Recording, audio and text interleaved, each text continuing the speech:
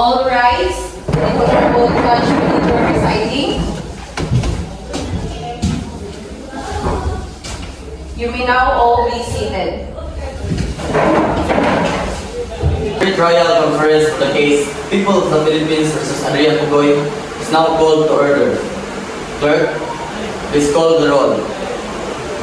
Present for prosecution, Attorney Mabatuan. Present for defense, Attorney Salingay. The accused is also presented, Mr. Adrian Pugoy.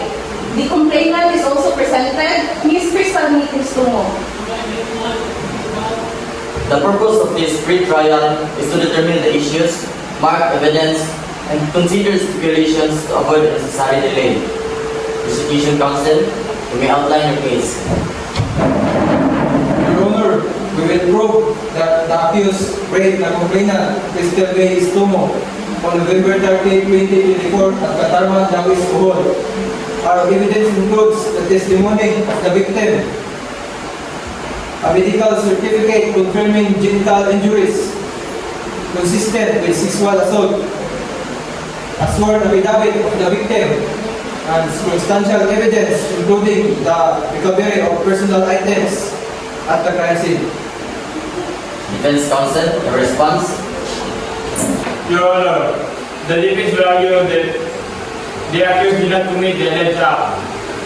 The evidence will show that the sexual act, if it occurred, was consensual. There are inconsistencies in the victim's statement. The medical report does not conclusively prove rape. Lastly, the accused was not present in the crime scene.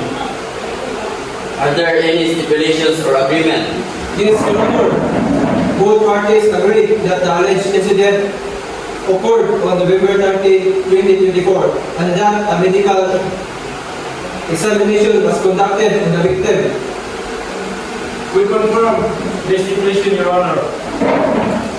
Based on the submissions, the issues for trial are whether the accused committed the act of rape against the victim, the credibility of the victim's testimony, whether the evidence supports the charge beyond reasonable doubt. The trial is set on December 18, 2024. Both parties are directed to submit pre-marked evidence by December 7, 2024. Pre-trial adjourned. All rise.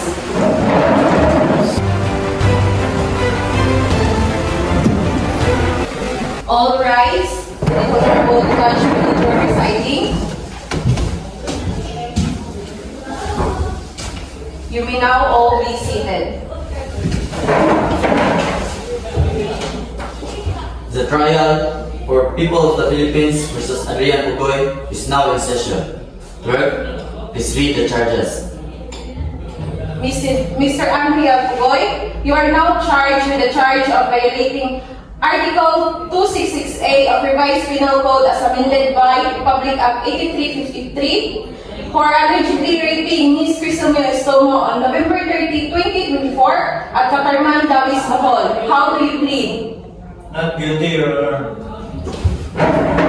Your Honor, we will prove that the accused forcibly and without consent committed the act of rape against the complainant. The victim's testimony, medical findings, and circumstantial evidence will establish guilt beyond reasonable doubt.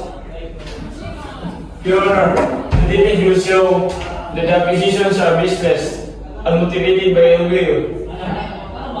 The evidence will show that the accused is innocent.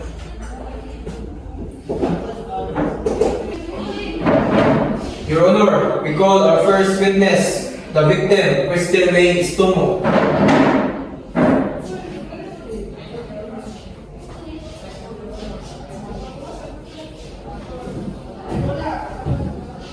Ms. Crystal May Istumo, please raise your right hand. Do you swear to tell the truth, the whole truth, and nothing but the truth? I do.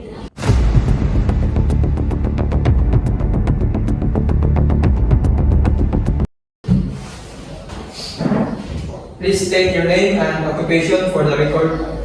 My name is Crystal May Istumo and I am a certified nurse in Provincial Hospital, Tagbilaran City, Bohol. Can you describe what happened on November 30, 2024? I was walking home when the accused dragged me to a secluded area and raped me. I tried to fight back, but I was overpowered. What did you do after the incident? I immediately reported to the police and underwent a medical examination. Do you see the person who assaulted you in the courtroom? Yes, it's accused Adrian Pugoy. Christian Mistomo, you stated that you were overpowered. Did you shout or call for help? I shouted, but no one came to help me. Are you sure it was the accused who assaulted you? Yes, I clearly saw his face. Is it possible that you are mistaken due to the trauma of the incident? No! I'm certain it was him! Your Honor, we call Dr. Laito Lorejo, the medical examiner, to the stand.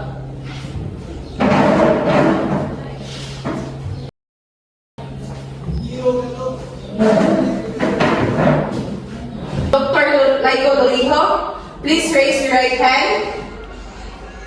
Do you swear to tell the truth, the whole truth, and nothing but the truth? I do. Please state your name and qualifications for the record. I am Dr. Laiko Angelo Lorejo. I am a licensed physician specialized in forensic medicine. Can you explain your findings of Christian May Istomo? My examination revealed genital injuries consistent with forced sexual contact. The injuries were recent and aligned with the reported timeline. Dr. Laiko, are these injuries conclusive proof of rape?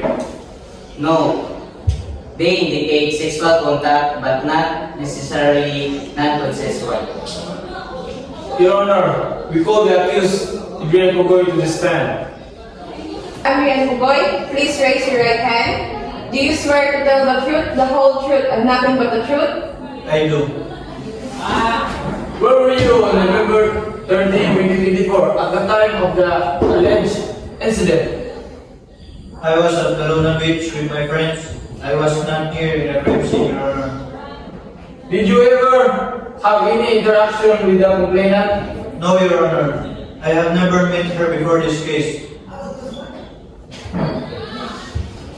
Your Honor, the victim's testimony and medical findings clearly establish the accused guilt beyond reasonable doubt. We request a conviction.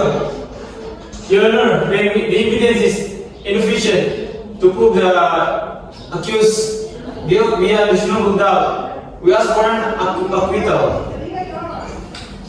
The court will deliberate on the evidence and issue a verdict on December 20, 2024. Court adjourned. Your Honor, permission to leave the court. Proceed.